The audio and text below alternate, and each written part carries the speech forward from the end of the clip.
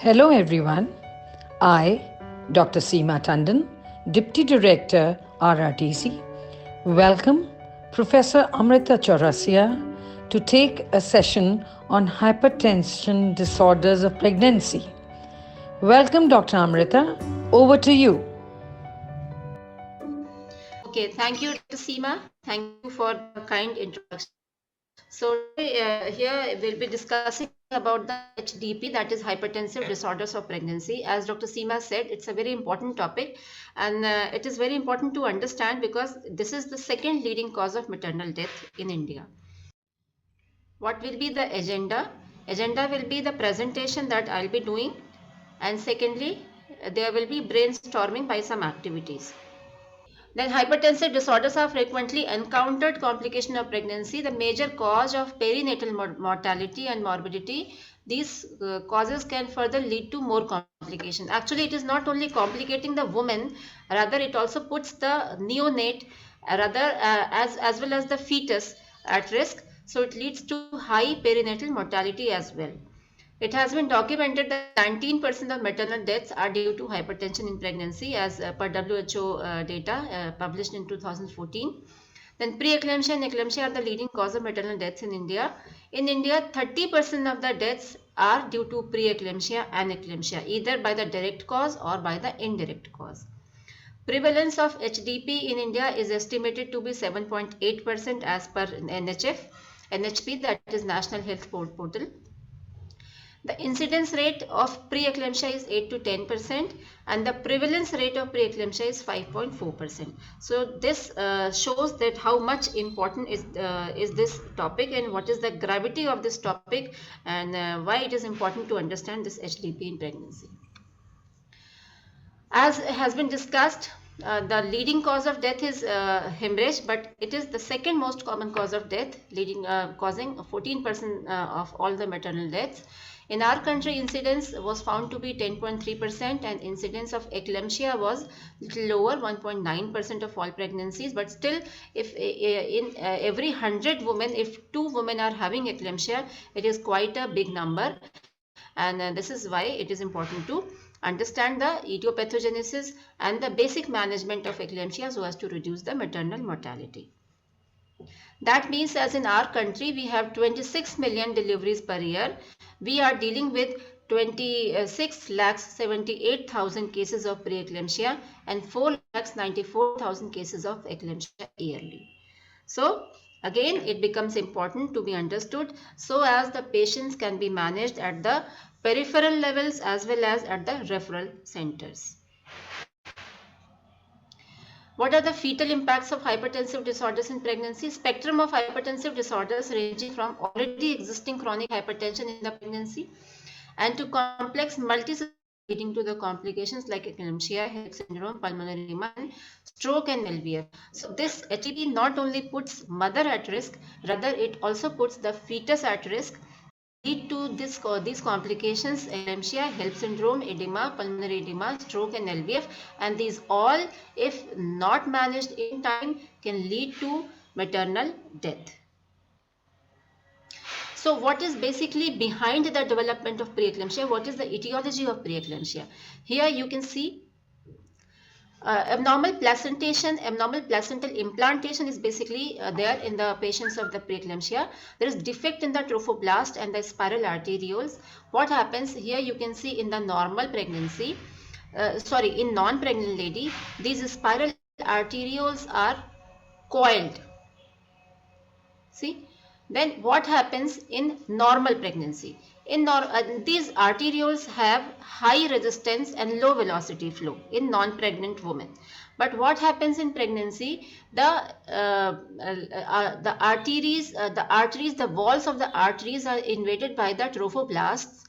So once they are invaded by the trophoblasts, these coiled arteries, they change into high velocity, low resistance venous sinuses. So here you can see they have lost their resistance and therefore there is increased uteroplacental circulation because of the decreased placental vascular resistance. But what happens in preeclampsia? This trophoblastic invasion is not proper And this is why these spiral arterioles, they maintain their resistance, and that is why this placental circulation remains high resistance flow, and this leads to smaller placenta, this leads to FGR, this leads to oligohydramnios and n number of complications. So what happens in the system? In the system, angiogenic factors like there is increased SFLT and decreased PGF. PGF is a vasodilator.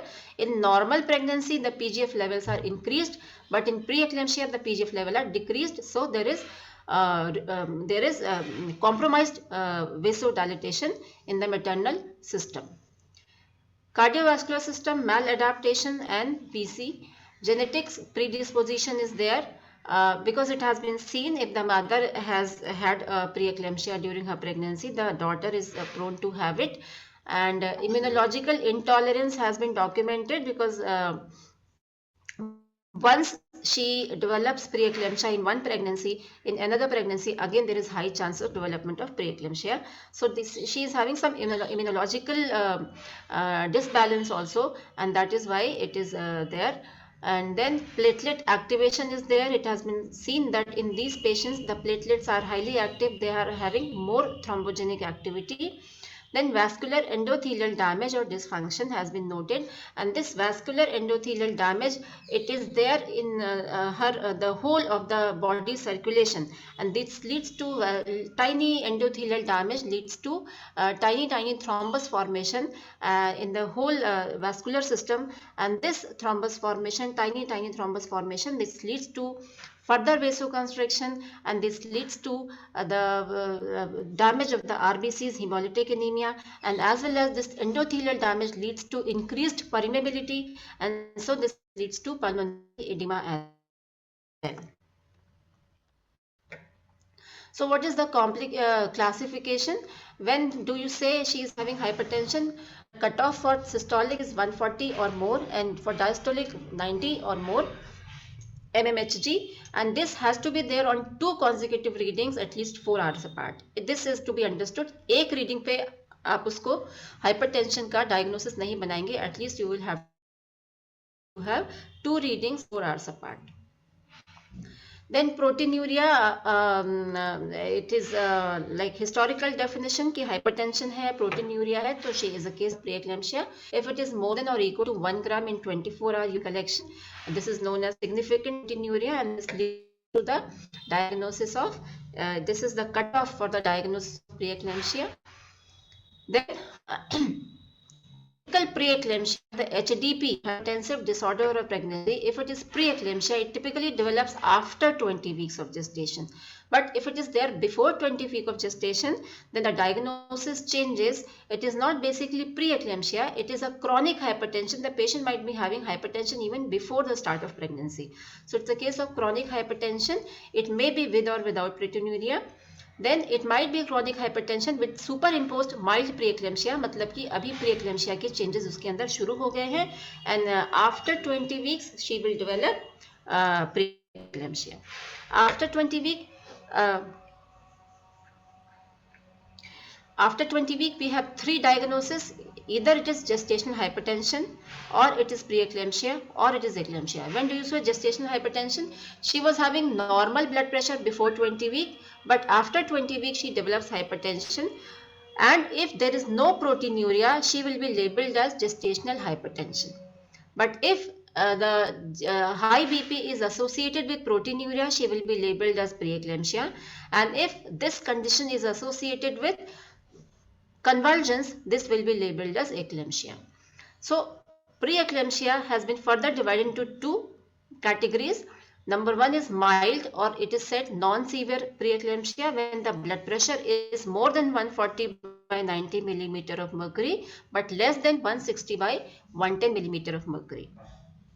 And severe preeclampsia when the BP is more than 160 by 110 millimeter of mercury, and if it is more than, even if it is not more than 160 by 110, it is only more than 140 by 110, but if she is having any sign of organ damage, like if she's having pulmonary edema, if she's having HELLP syndrome, if she's having abruption, if she's having oliguria, any organ dysfunction is there. So BP criteria is taken only 140/90, and she will be labeled as severe preeclampsia.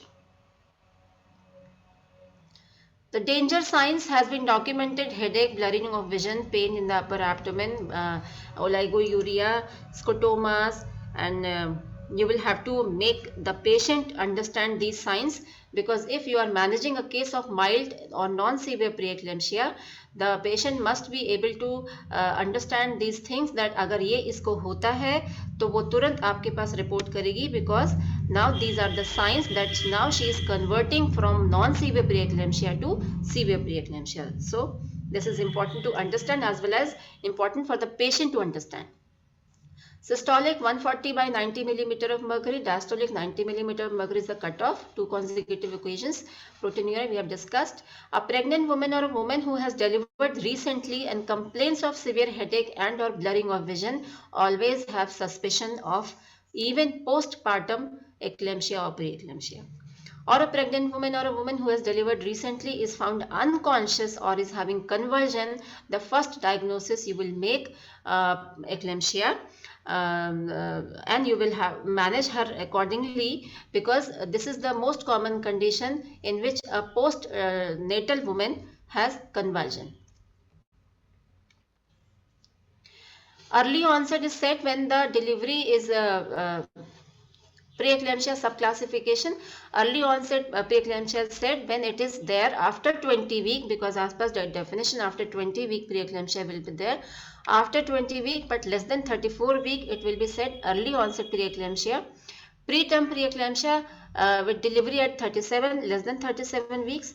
Late onset preeclampsia when delivery is more than 34 week or equal to 34 week, and term preeclampsia when it is when the patient is already crossed 37 completed weeks, that means she is already term.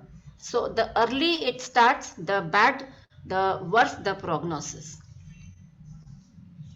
Importance of measuring blood pressure should be measured. अगर आपके पास ANC visit के लिए आती है, आप wait लेते हैं, सब लेते हैं, लेकिन बीपी लेना कभी मत भूलिए, बिकॉज द ब्लड प्रेशर अगर आप लेंगे ही नहीं, अगर आपको बेसलाइन नहीं पता होगा तो आप उसको बाद में नहीं डायग्नोस कर पाएंगे कि हाँ इसका ब्लड प्रेशर अब बढ़ रहा है. So the patient should have BP recording at every ANC visit, and proper recording of BP as well as proper notification in her antenatal card. Then how to take the blood pressure? It should be in the sitting posture or semi-reclining with 15 to 30 degree tilt, so that the upper right arm is well supported at the level of the heart. So you will have to take the BP in the right arm. The BP should be taken at least 2 occasions, ये हम discuss कर चुके हैं. Then diagnosis of hypertension कब करते हैं?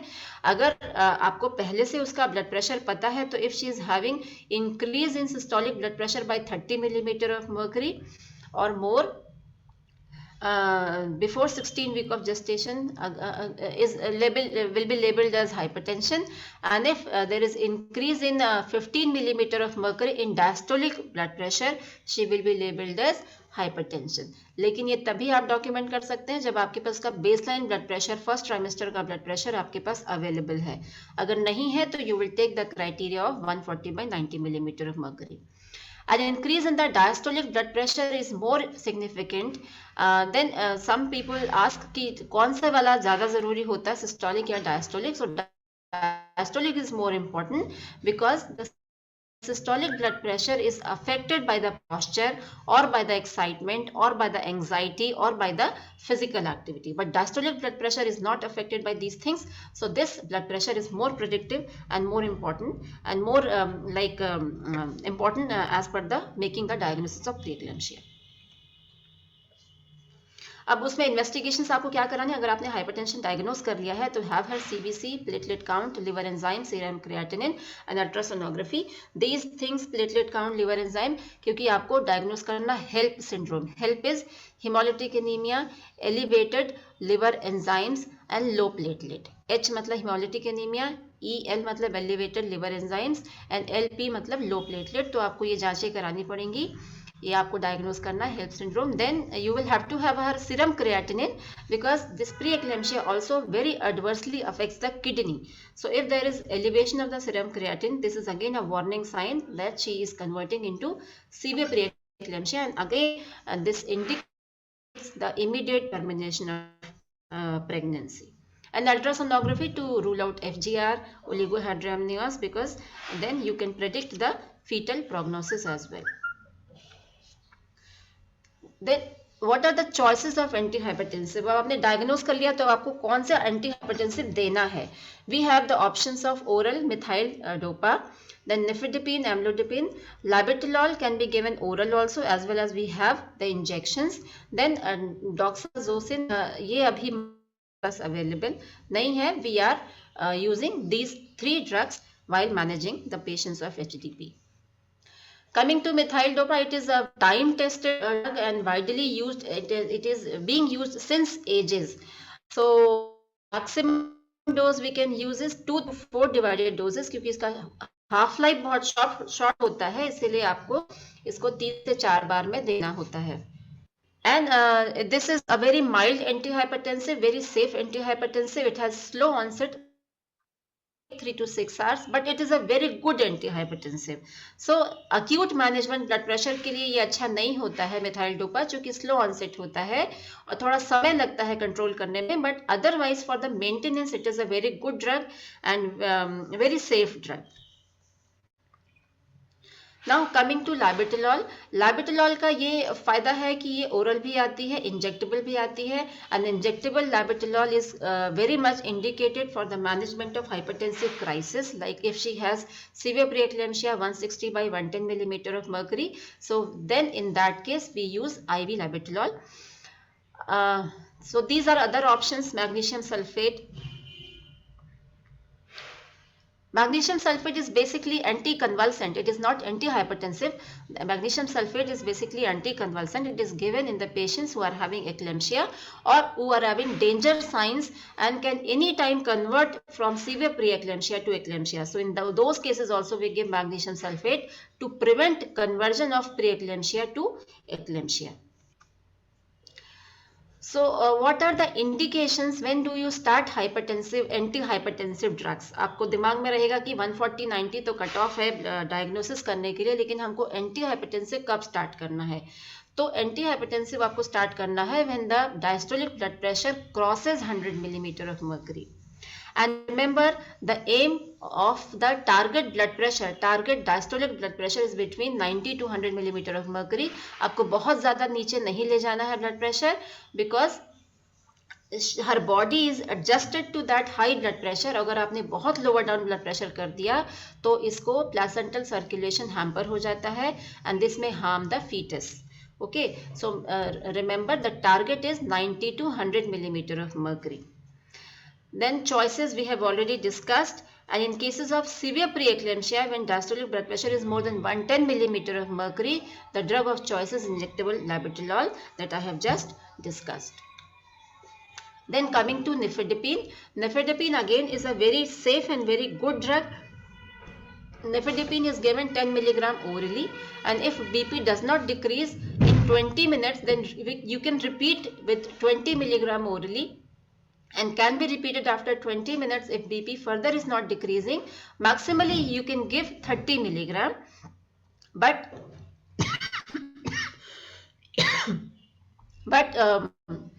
60 milligram तक भी आप बड़े आराम से निफेडिपिन दे सकते हैं, उससे कोई साइड इफेक्ट नहीं होता है. थोड़ा सा जो साइड इफेक्ट होता है इसका, थोड़ा पैल्पिटेशन होता है और टेकिकार्डिया होता है, but you remember 30 milligram is very safe, and if the patient achieves blood pressure okay, otherwise you can switch over to injectable labetalol.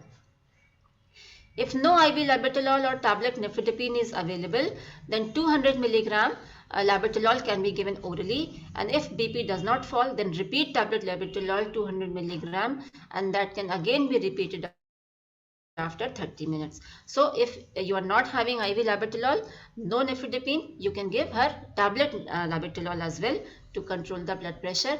हाथ पे हाथ रख के बिल्कुल नहीं बैठना है. So what is the injectable labetalol regime?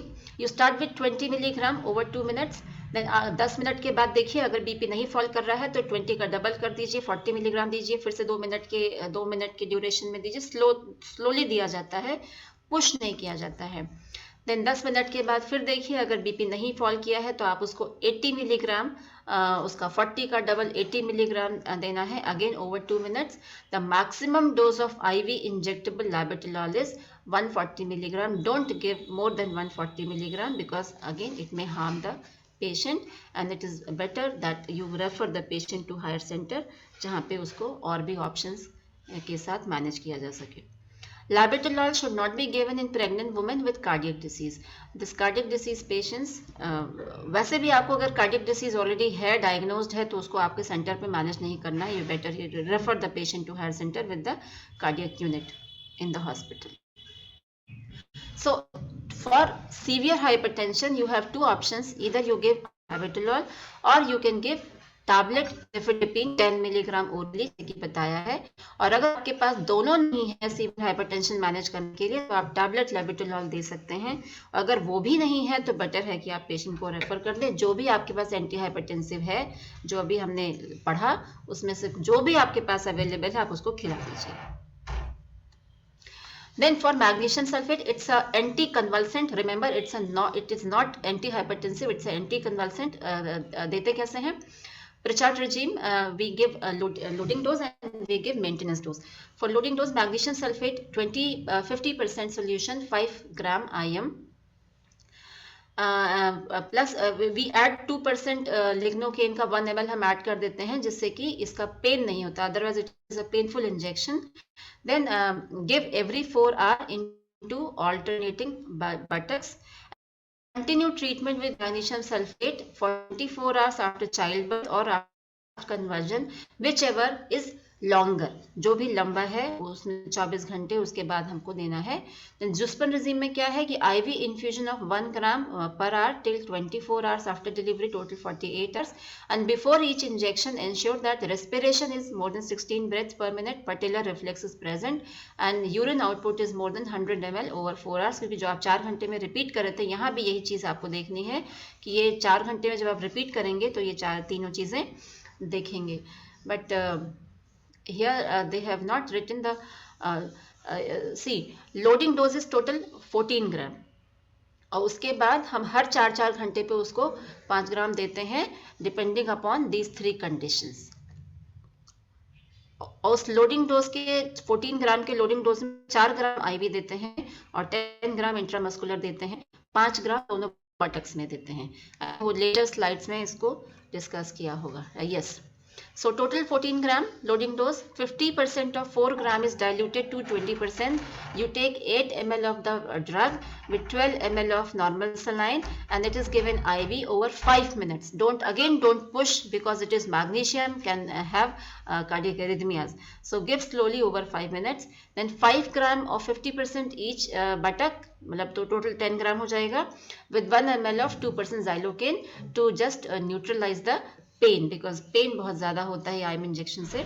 Then maintenance you give 5 gram every 4 hour and हर 4 घंटे में आपको जब देंगे तो देखेंगे पटेलर रिफ्लेक्स देखेंगे, यूरिन आउटपुट उस 4 घंटे में 100 ml से ज़्यादा होना चाहिए और उसका जो रेस्पिरेटरी रेट है वो 16 पर मिनट के आसपास होना चाहिए, उससे कम नहीं होना चाहिए because otherwise it shows magnesium toxicity. अगर आपने रिपीट कर दिया तो पेशेंट में go in the respiratory paralysis.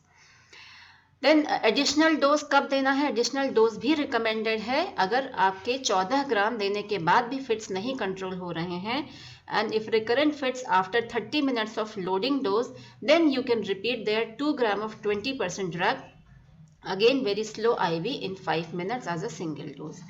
Continue magnesium sulfate for 24 hours. We have discussed जो भी लंबा है डिलीवरी या लास्ट फिट तब तक हम कंटिन्यू करेंगे। Toxicity, urine output should be more than 30 ml per hour. Knee jerk must be present. Respiratory rate must be more than 16 per minute.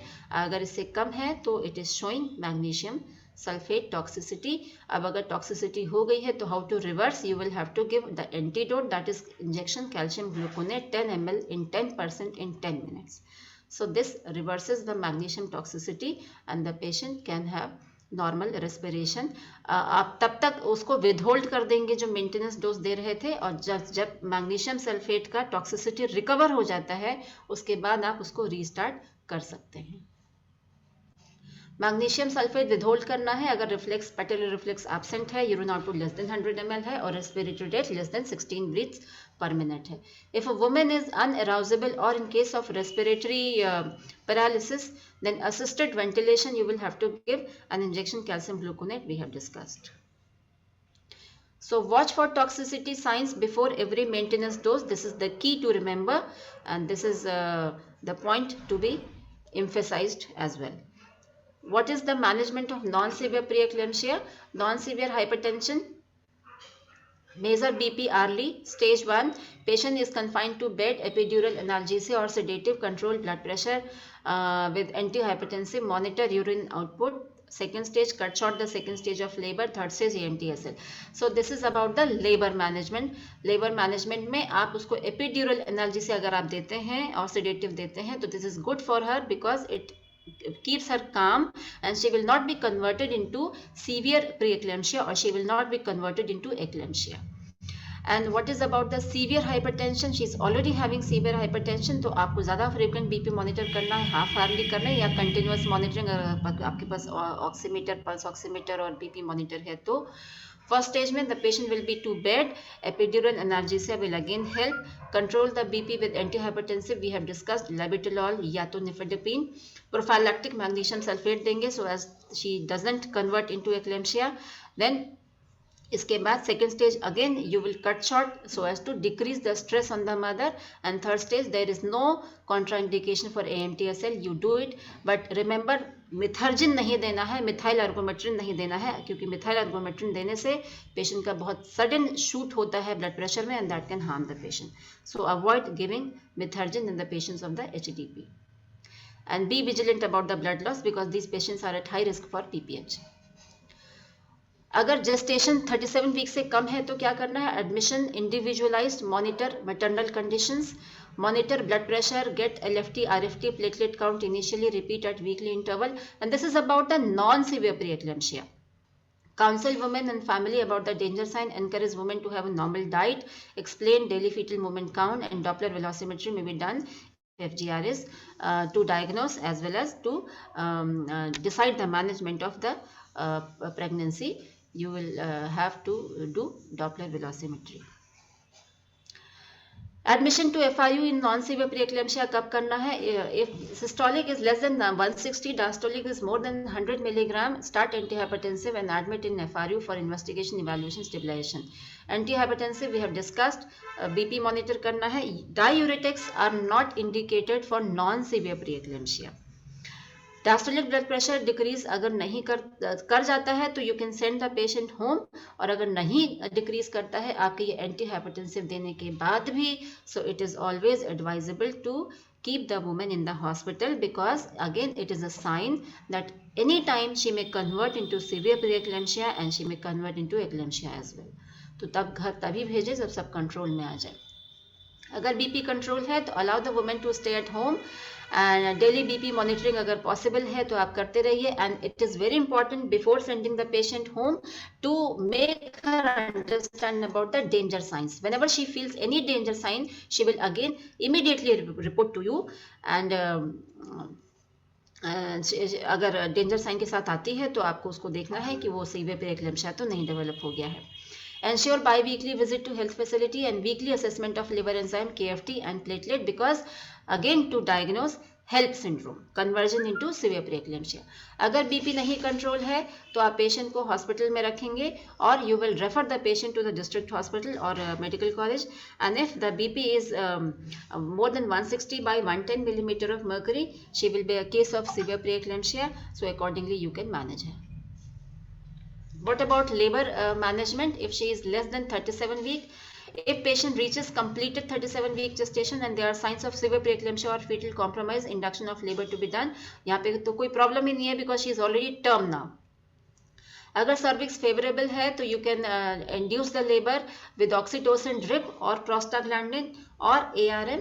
If cervix is unfavourable तो पहले आपको cervix को favourable बनाना पड़ेगा by using prostaglandin, and if she responds to that, otherwise you can terminate the pregnancy by caesarean section depending upon the cervical condition. Then if cervix is favorable, we have discussed this. Here it is important to expedite childbirth, क्योंकि childbirth को expedite करने से patient का आप stress कम करेंगे. अगर stress कम करेंगे तो उसका eclampsia में conversion का chance आप कम करेंगे. So this is important. We have already discussed these things. अब सीवियर प्रीएक्लेम्शिया को कैसे मैनेज करना है, इसमें hospitalize the patient, start IV line, but again remember IV line आपको स्टार्ट करना है लेकिन बहुत ज़्यादा फ्लूइड नहीं देना है. अगर आपने बहुत ज़्यादा फ्लूइड दे दिया, more than 75 ml per hour से आपने फ्लूइड दे दिया, तो पेशेंट अगर ना कॉम्प्लिकेट होने वाली होगी तो कॉम्प्लिकेट हो जाएगी, she will go in pulmonary oedema. So remember the fluid should never be more than 75 ml per hour. अगर नहीं ज़रूरत है तो मत दीजिए, वो ज़्यादा अच्छा रहेगा. अगर ज़रूरत है तब दीजिए, लेकिन 75 ml पर आवर से ज़्यादा बिल्कुल नहीं देना है. Rather you can motivate the patient to take something orally, अगर आप उसको नॉर्मल डिलीवरी के लिए ट्रायल दे रहे हैं तो. Catheterize the women to monitor her urine output, क्योंकि सीवियर प्रीएक्लेम्शिया में आपको मैग्नीशियम सल्फेट लगाना है, इसलिए आपको कैथेटराइज कर देंगे तो आप देख सकेंगे कि पिछले 4 घंटे में कितना यूरिन आया है. Then maintain strict fluid balance chart and monitor input output chart. कितना आपने फ्लूइड दिया, कितना आपका यूरिन आया है, इसका चार्ट मेंटेनेंस बहुत ज़रूरी है, जिससे कि आपको किडनी फंक्शन आप असेस कर सकते हैं. And if diastolic blood pressure is more than 100 millimeter of mercury, we have discussed that you can give her अगर 110 से ज़्यादा है तो आप उसको इंजेक्टेबल लाइबेटोलॉल या नेफेडिपिन दे सकते हैं, लेकिन अगर सिर्फ 100 से ज़्यादा है तो you can start with the oral antihypertensive. Plan termination in 24 hours. This is again very important to remember. अगर वो सीवियर प्रीएक्लेम्शिया है तो here you will first think for the mother, you will not think for the baby. अगर आपने baby को mature कराने के purpose से प्रेगनेंसी को अगर आपने और आगे बढ़ाया तो पेशेंट में have many complications and the patient may have very high morbidity and mortality. So you will have to plan the termination within 24 hour. और ये 24 hour सिर्फ इसलिए दिया जा रहा है कि इस 24 hour में आप उसका बीटा मेथासोन कवरेज करके fetal lung maturity ensure कर लें if the patient is less than 36 weeks or 35 weeks. Because by 35-36 weeks the lung is already mature. All women with severe preeclampsia should be referred to district hospital or medical college. Thrombocytopenia, impaired liver function, these are all again sign of HELLP syndrome or pulmonary edema. These are very complicating conditions and very high mortality associated conditions. So always better to refer the patient to medical college. If we have discussed these things, labetalol, nifedipine, हाइड्रालाजीन आप जान लीजिए, लेकिन अभी ये उतना frequently इस्तेमाल नहीं होता है, थोड़ा रिस्की ड्रग होता है. It is never to be given at CHC और PHC because it leads to sometimes it leads to sudden hypotension and puts the patient at risk. So timing of delivery, 46% of mild gestational hypertension progress to preeclampsia and 9.6% develop severe disease. तो अगर आप mild gestational hypertension में manage कर रहे हैं तो बहुत सुकून में मत बैठिए, because very high chances of conversion into preeclampsia and eclampsia. Gestational hypertension can be taken to term, while mild preeclampsia should be delivered at 37 weeks to avoid consequences of progression of disease. So आप इसको आगे बढ़ाइए pregnancy, but never let her go beyond 37 weeks. As soon as she completes 37 weeks, she becomes term. You terminate her because very high chance of conversion into preeclampsia, and this conversion is very common after 37 weeks. And delivery in severe preeclampsia. In severe preeclampsia, we have discussed that delivery should be there within 20. अभी हमने जो discuss किया था वो बात के लिए था. अगर 24 हफ्ते से कम का प्रेगनेंसी है, If she develops early onset preeclampsia, gestation age is less than 24 week, the prognosis is very bad. इसमें आप बिल्कुल आप उसको टर्म तक नहीं ले जा पाएंगे, तो इसमें आपको पेशेंट को काउंसिल करना है and it is important to make her understand कि अभी ये बहुत कम दिन की प्रेगनेंसी है और अभी टर्म तक जाने में बहुत दिक्कत है, तब तक मदर को बहुत ज़्यादा कॉम्प्लिकेशन हो जाएगा. इसलिए it's better to abort this pregnancy. It is better to terminate this pregnancy. और आगे जब कभी प्रेग्नेंट होगी तो शुरू से ही हम कुछ प्रिवेंटिव मेजर्स लेंगे जिससे कि उस बार उसको प्रीएक्लेम्शिया ना डेवलप हो तो लेट डेवलप हो, लेकिन इस बार प्रोग्नोसिस अच्छी नहीं है. And delivery in severe preeclampsia with gestational age more than 24 week, less than this was about less than 24 weeks and this is about more than 34. तो more than 34 में हमने अभी बताया था कि कोई ज़्यादा रिस्क नहीं होता है because the baby is already mature, the lungs are already mature, so you can plan delivery within 24 hours and you can refer the patient to DH or a medical college depending upon the facilities you have at your center. तो ये जानिए कि अगर 24 हफ्ते से कम है तब भी आपको टर्मिनेट कर देना है, 34 हफ्ते से ज्यादा है तब भी आपको टर्मिनेट कर देना है. कोई आपको second thought, very clear cut indication are there. Then 24 से 34 हफ्ते के बीच में है तब थोड़ा सा स्थिति वैसा होता है कि आपको कई चीजें सोचनी पड़ती हैं. यू गिव हर डेक्सामेथासोन और बीटामेथासोन फॉर लंग मैच्योरिटी. अगर बीपी अनकंट्रोल्ड है तो आपको डिलीवर कराना ही कराना है, otherwise the patient will have so much morbidity and mortality. अगर बीपी कंट्रोल है तब आप उस वुमेन को can keep the woman under regular maternal and fetal surveillance in the hospital in anticipation that she reaches 34 weeks and she has fetal lung maturity. Expectant management of severe preeclampsia should only be tried at medical college and district hospital and you will not do this at FRU. So expectant का तो आपको सोचना ही नहीं है. अगर आपको expectant के लिए रखना है, पेशेंट को बीपी कंट्रोल हो गया है, तो it is always better to refer the patient to higher center. और ये expectant management is always done with in patient care. हम कभी पेशेंट को डिस्चार्ज नहीं करते हैं. Delivery at 34 week or earlier if BP is uncontrolled, worsening of clinical or biochemical parameter, appearance of signs of fetal compromise. So now you know that 24 week से कम है delivery, 34 week से ज़्यादा है डिलीवरी. 24 to 34 के बीच में अगर BP control हो रहा है तो आप उसको एक्सपेक्टेंट के लिए मेडिकल कॉलेज रेफर कर दीजिए, और अगर BP कंट्रोल नहीं हो रहा है तो it is always better to terminate so as to avoid the maternal complications and maternal death. Then to sum up, mode of delivery in severe preeclampsia. Mode of delivery in severe preeclampsia, LSCS may be done for deteriorating maternal condition, adverse fetal condition, failed induction and other obstetrical indications like antepartum hemorrhage or malpresentation or previous cesarean section, anything. Vaginal route is always the preferred mode of delivery if cervix is right. So remember, because अगर आप vaginal deliver कराते हैं तो कई चीज़ों complications के chances बहुत कम हो जाते हैं, लाइक PPH का चांस कम हो जाता है, यानी एनेस्थेटिक रिलेटेड कॉम्प्लिकेशंस के चांसेस कम हो जाते हैं. But if it is not possible or indicated LSCS is indicated, then you can do LSCS. Eclampsia, अगर BP हाई है, प्रोटीन्यूरिया है और साथ में कन्वर्जन है तो डायग्नोसिस चेंज हो जाएगी एक्लेम्शिया में. Now she is no more a case of preeclampsia, she is now eclampsia. Severe preeclampsia plus any of the following: headache, vomiting, blurring of vision, pain in the upper abdomen, oliguria, hyperreflexia, pulmonary edema. These are all the warning signs and these are all the signs that indicates that the patient is having impending eclampsia. Anytime she can start having convulsions. So these are the warning signs showing impending eclampsia.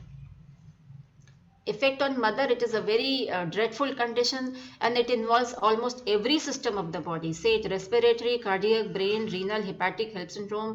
It can lead to hemorrhage because of the DIC, then visual problem, injuries to the fractures or tongue bite, because during convulsive phase she can have tongue bite or fractures. So this affects almost every system of the body.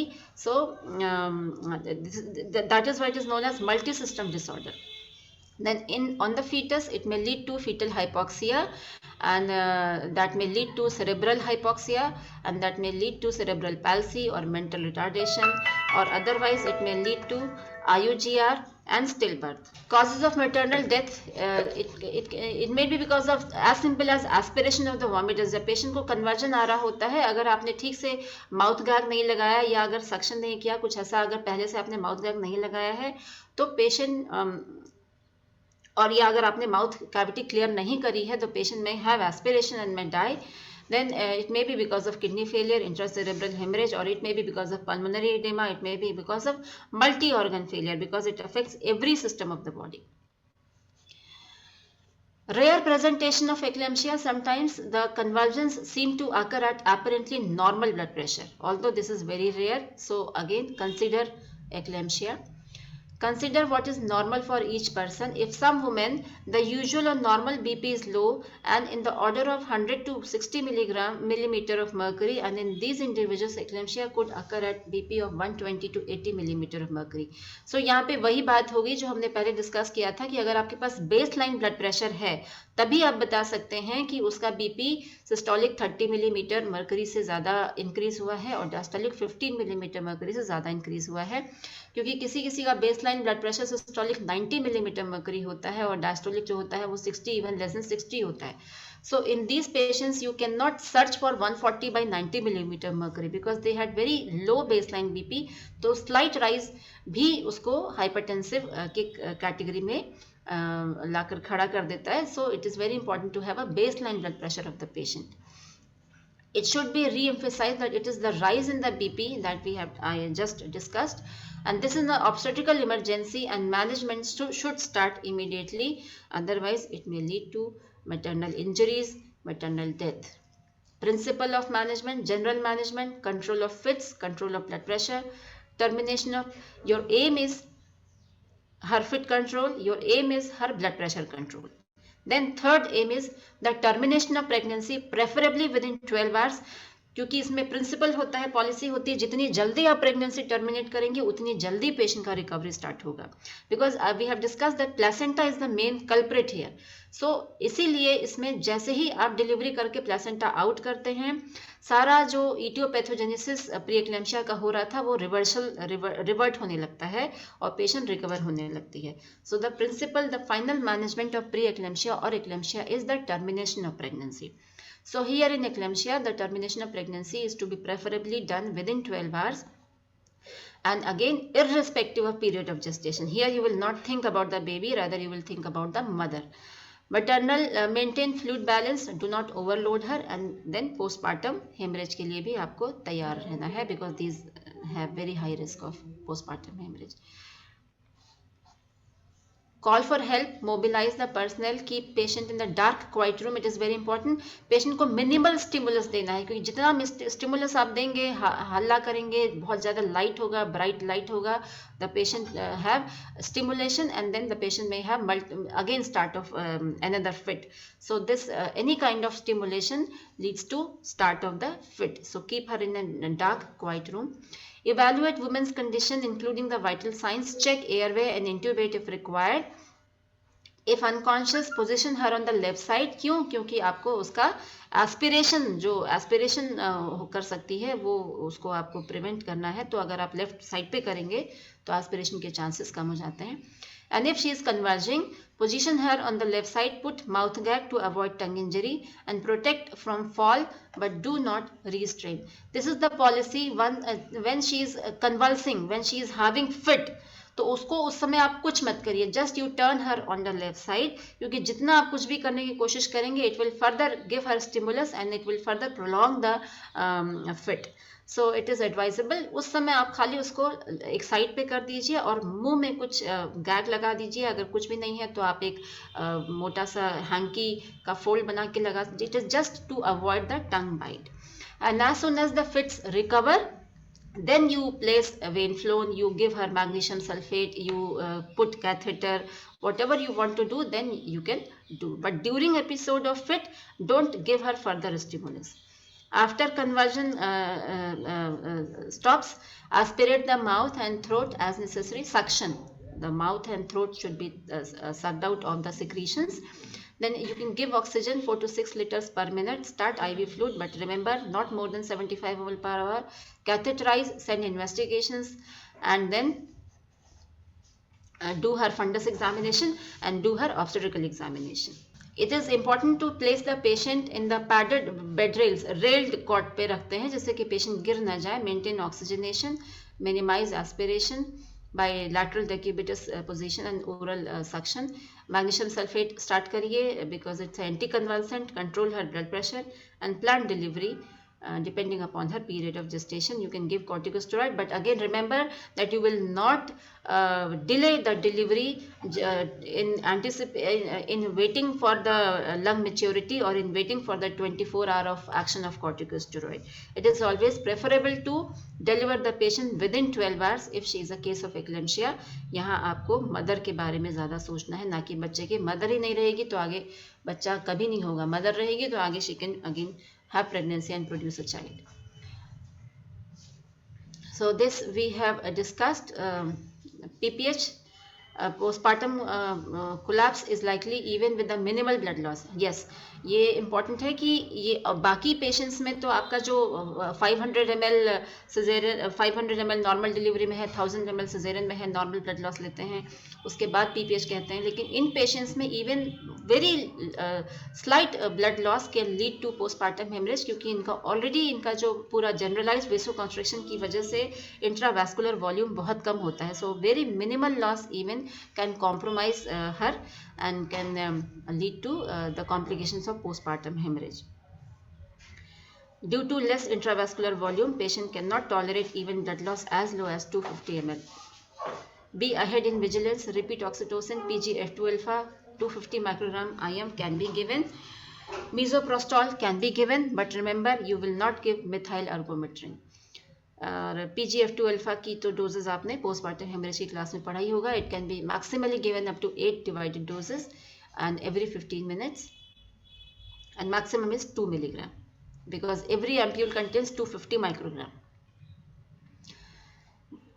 Spinal anesthesia is safe. Epidural is the best option because of the beneficial hemodynamic effect. Spinal और epidural में अगर आपको preferable होगा, अगर आपसे पूछा जाए या अगर आप practice में है, तो epidural is safer than spinal for these patients because this doesn't affect her blood pressure much. GA can pose a risk as it causes increase in the BP during intubation and extubation and potentiates the action of magnesium sulfate. So GA can be risky for her. Magnesium sulfate should be continued during labor and C-section that we have discussed कि delivery के बाद या last fit के बाद जो भी लंबा है आप उसको लगाएंगे. And management with injection magnesium sulfate could be given in the following conditions. Pre-eclampsia with a danger sign. Here it is given as prophylactic जिससे कि वो eclampsia में convert ना हो. Severe pre-eclampsia again it is like prophylactic so as to prevent her into eclampsia. And eclampsia में it is like a therapeutic because now here it is used as anti-convulsant drug. We have this discussed. Loading dose में 14 ग्राम देना है, 4 ग्राम हमको ivy देना है और 10 ग्राम हमको IM देना है. और उसके बाद मेंटेनेंस डोज में एवरी 4 आवर्ली हमको 5 ग्राम इन ऑल्टरनेट बटक देना है. और जो हमको 4 ग्राम आईवी देना है वो कैसे बनाना है, हमको इसमें 4 ग्राम मैग्नीशियम सल्फेट इन 20 ml सिरिंज लेंगे, उसमें 12 ml हमको डाइल्यूट करना है नॉर्मल सलाइन से या डिस्टिल वाटर से. जैसे कि टोटल हमारे पास ये जो आईवी बनाते हैं, आईवी लगाते हैं, always remember you will have to have 20 ml syringe. 20 ml syringe के बिना आप आईवी नहीं लगा सकते हैं proper. So have 20 ml, make it 20 ml and give slow IV over at least कम से कम 5 से 7 मिनट में दीजिए, उससे जल्दी उसको नहीं देना है. और बचे 10 ग्राम को 5 ग्राम एक बटक में और 5 ग्राम एक बटक में आप उसको साथ में 1 ml ऑफ लिग्नोकेन मिला के दे दें जिससे कि उसको पेन भी ना हो. At FRU, total and this loading dose can be very well given at the first referral units as well as it can very well be given at the CHCs and PHCs. So it is advisable even if you are referring the patient to the higher centers, to the medical college or district hospital, you give her the loading dose. The loading dose of 14 gram of magnesium sulfate आप अपने centre पर लगा के ही उसके बाद भेजें क्योंकि उससे क्या होता है कि पेशेंट का फिट्स कंट्रोल हो जाता है, उसकी मॉर्बिडिटी मॉर्टेलिटी कम हो जाती है. लेकिन अगर आप बिना लगाए भेज देते हैं the patient keeps on having fits, पूरे रास्ते उसको फिट्स आते रहते हैं और by the time she reaches the higher centre she is already gone. So it is very important to understand कि आप उसको लोडिंग डोज लगा के ही भेजें अगर आप भेज रहे हैं, otherwise you are managing at your centre, so you will have to continue with the maintenance dose. This we have already discussed. Fetal bradycardia lasting at least 3 to 5 minutes is a common finding during and immediately after eclamptic seizure. It does not necessitate emergent cesarean delivery unless other obstetrical implications are present. Stabilizing the mother by administering anticonvulsant drug, oxygen, and treating the severe hypertension can help the fetus recover in utero from effects of maternal hypoxia, hypercarbia, and uterine tachycystole. तो यहाँ message ये है कि immediately जैसे he fits आया हो उसके तुरंत बाद आप एफएचएस सुनेंगे तो आपको थोड़ा ब्रेडिकार्डिया मिलेगा ही मिलेगा, and usually it recovers bye the time. तो एकदम पैनिक मत हो जाइए. तो कायदे से होता क्या है कि जब फिट आता है, फिट आने के थोड़ी देर बाद जब पेशेंट सेटल हो जाए तब आप एफएचएस सुनिए, तो आपको उसका बेटर आपको एस्टिमेशन होगा एफएचएस का. We have discussed this. Persistent अगर सीजर है तो 2 ग्राम मैग्नीशियम सल्फेट हम एडिशनल दे सकते हैं एक बार में, और फिर 2 ग्राम और 4 ग्राम एडिशनल हम दे सकते हैं. एंड जब कुछ भी नहीं हेल्प करता है, then diazepam is given 5 to 10 milligram IV every 5 to 10 minutes at a rate of less than 5 gram per minute, and maximum dose is 30 milligram, and it should be given only if magnesium sulfate is not available, or if he is not having control of blood pressure, control of fits, even after you have given the full dose of magnesium sulfate as well as the additional dose of magnesium sulfate. तब आपको diazepam पे switch over करना पड़ेगा. Indications for immediate delivery: eclampsia, you will not wait for anything, you will deliver the patient. But pulmonary edema, DIC, uncontrolled severe hypertension, persistently she is having more than 160 by 110 millimeter of mercury hypertension, or POG is less than 24, more than 34, fetal distress, abruptio placentae. In all these conditions, you will not wait for anything. Rather, you will terminate the pregnancy, because you all know that termination of pregnancy is the final and definitive management of eclampsia and preeclampsia. During postpartum period, start antihypertensive if the BP is more than 150 by 100 millimeter of mercury. Labetalol, nifedipine preferred. Do not give methyl dopa. Strict blood pressure monitoring for 72 hours is required. If new onset hypertension with headache or blurring of vision, it is a sign of postpartum eclampsia, so you can give magnesium sulfate as a prophylaxis. Weekly blood pressure after discharge till BP is normal. ऐसा नहीं है कि आप 6 हफ्ते के बाद बुलाएंगे, puerperium खत्म होने के बाद तभी बीपी लेंगे. आप इन पेशेंट्स में हर हफ्ते बीपी आपको नापना है, because she is continuously at risk of developing postpartum eclampsia. Then no NSAID. NSAIDs नहीं देते हैं because NSAIDs are suppose to be this renal toxicity is there, and already in patients में kidney function काफ़ी compromise रहता है, तो NSAID हम लोग प्रेफर नहीं करते हैं, बल्कि पेन के लिए हम लोग इसमें ट्रामेडोल, ओपियोइड्स दे देते हैं. ट्रामेडोल हम लोग प्रेफर करते हैं इन पेशेंट्स में. Then because these patients, even after delivery and postpartum period is complete, she is at continuous risk of developing chronic hypertension. तो annual blood pressure monitoring, sugar and lipid profile इसमें आप करते रहेंगे, because in later life she can develop hypertension. At the time of discharge, आपको उसको क्या समझाना है? Postpartum preeclampsia is a serious disease related to high blood pressure. It can happen to any woman who had just had a baby up to 6 weeks after the baby is born. And these are the risks to you: seizure, stroke, death and organ damage. So अगर ये patient आप उसको थोड़ा सा डरा के समझा के भेजेंगे, तो she will comply to your advices and she will come for BP checkup every week. Otherwise she may just ignore it, and she may come to you with all the complications of postpartum eclampsia.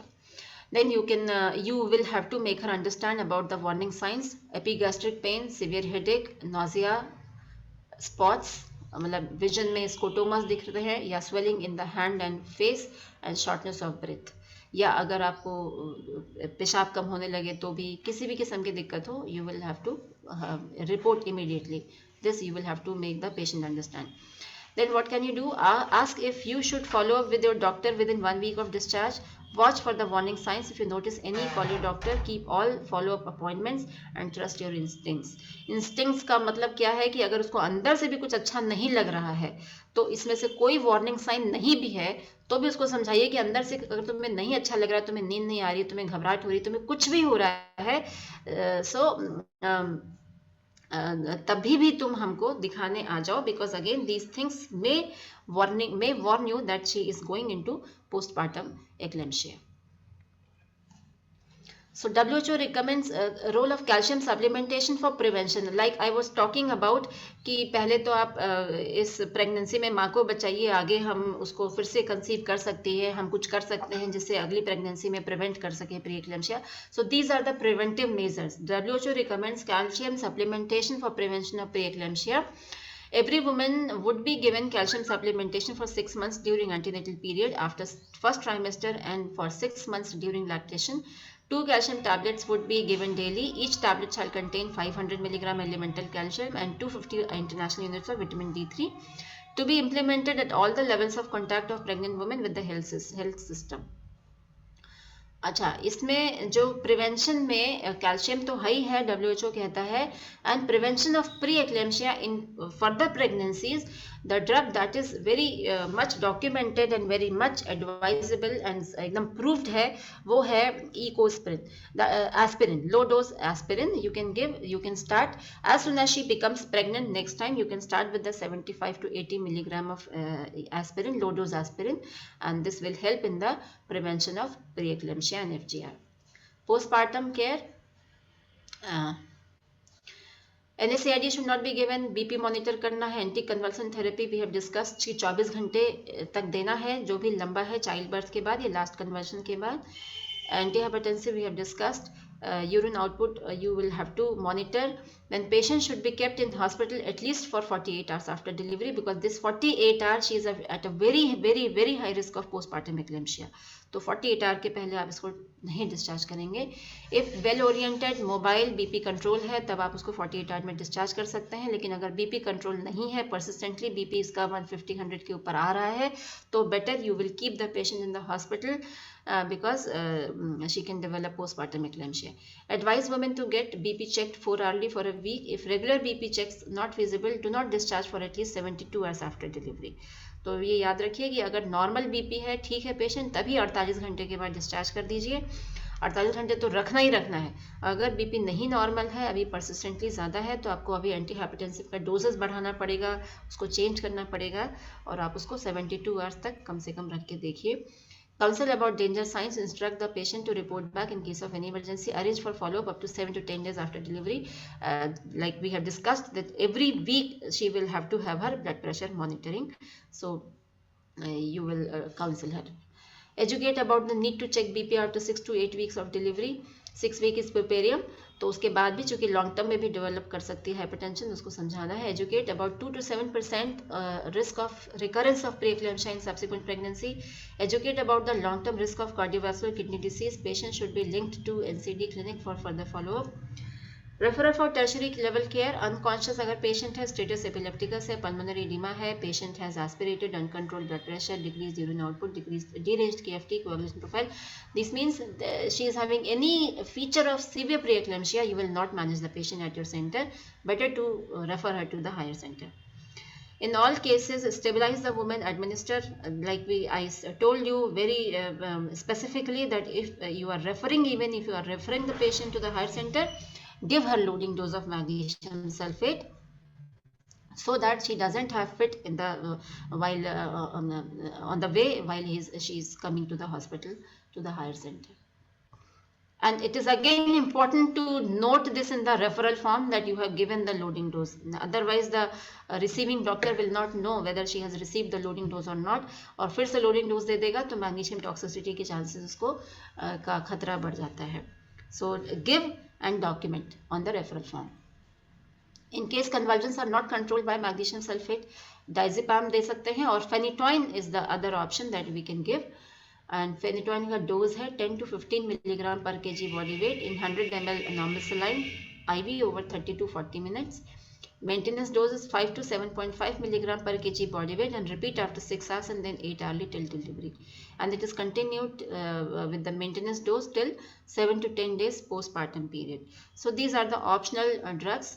The choice of drug is always and always and always magnesium sulfate.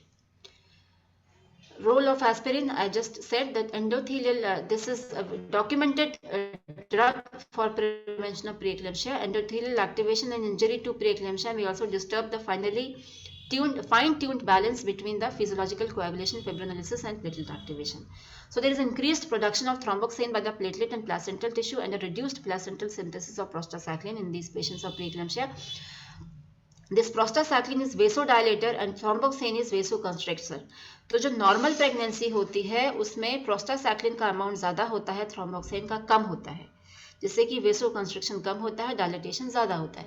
लेकिन प्रीएक्लेम्शिया में ये जो ratio होता है reverse हो जाता है, thromboxane ज़्यादा हो जाता है और प्रोस्टासाइक्लिन कम हो जाता है. So when you give aspirin, this prevents the reversal of this ratio between the thromboxane and prostacyclin. Elevated platelet thromboxane synthesis and reactivity is an important mechanism in the development of uteroplacental circulatory insufficiency that may accompany hypertension in the pregnancy. Dose, I told you that 75 milligram you can give, लेकिन अगर patient को बहुत severe प्रीएक्लेम्शिया पिछली बार हुआ था तो you can start with the 150 milligram as well. One tablet daily at night. And कब आपको स्टार्ट करना है? You can start as early as possible during pregnancy, लेकिन आपको लेटेस्ट 16th वीक तक स्टार्ट कर देना है. अगर 16th वीक के बाद आप स्टार्ट करेंगे तो आपको इससे फायदा नहीं होता है. It doesn't prevent preeclampsia. So to prevent preeclampsia it has to be started before 16th week latest, and you will continue till 36th week, क्योंकि 36th वीक के बाद अब वो डिलीवरी करेगी. तो डिलीवरी जब करेगी तो आप चाहते हैं कि प्लेटलेट का फंक्शनिंग ठीक हो. So it is always better to stop at 36th week. Challenges in the prediction and management, lack of awareness of this condition. तो अब इस awareness को ही आप लोगों को बढ़ाना है at your centers. Low socioeconomic status, lack of modalities of risk identification, poor transport, lack of expert antenatal care with multidisciplinary approach, scarcity of the high dependency units. Even in the medical colleges, many of the medical colleges do not have HDUs, obstetrical HDUs basically. All these issues have created a huge unmet need in the recognition and managing HDP and its complications. This we have already discussed many times.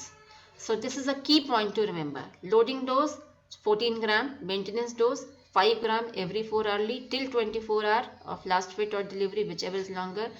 Added dose 2 gram. Preparation of magnesium sulfate for IV, आपको 20 ml syringe लेना है.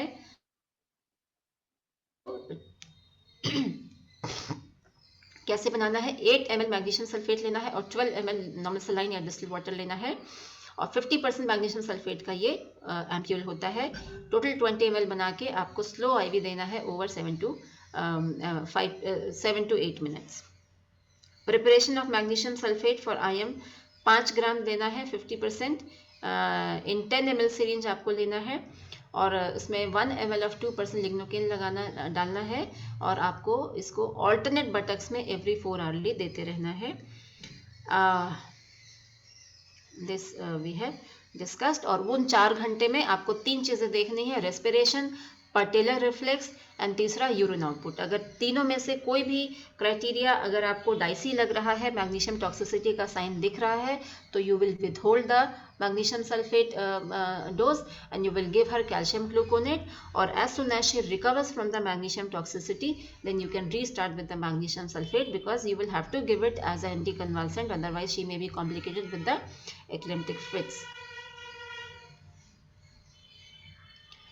WHO recommends calcium supplementation for prevention of preeclampsia, and Government of India recommendations are every woman would be given calcium supplementation for 6 months during ANC and first trimester, for 6 months during lactation.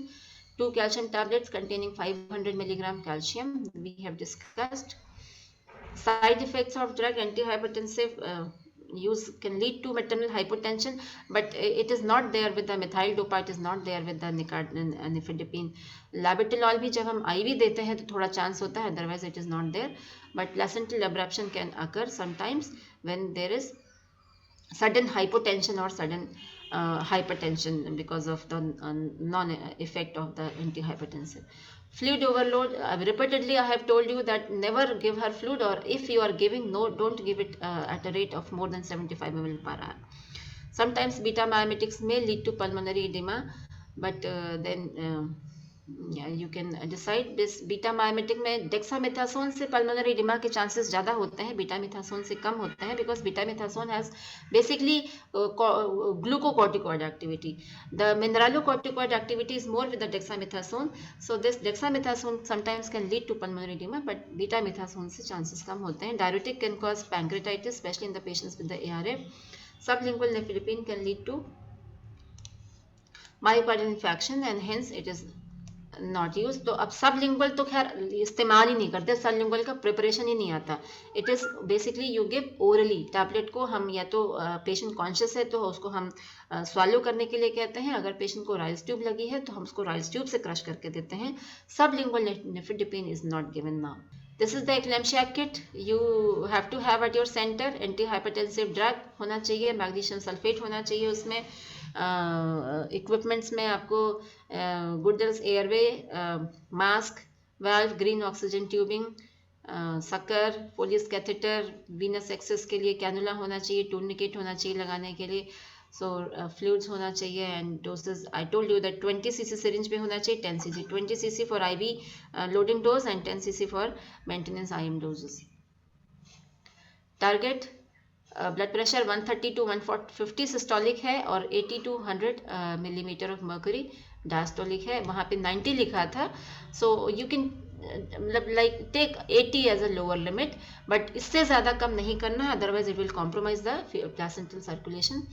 Cerebral और myocardial ischaemia और infection possibly by aggressive antihypertensive therapy might be there. So बहुत guarded होके हमें antihypertensive therapy देना. Especially these are common with the IV antihypertensives, not with the oral antihypertensives. So जब आप IV therapy देते हैं antihypertensive तो बहुत proper monitoring ज़रूरी होता है. Reducing mean arterial pressure by no more than 25% or 2 hours and achieving a target of 130 to 150 millimeter systolic and 80 to 100 millimeter diastolic seems reasonable. So remember this. Okay, thank you.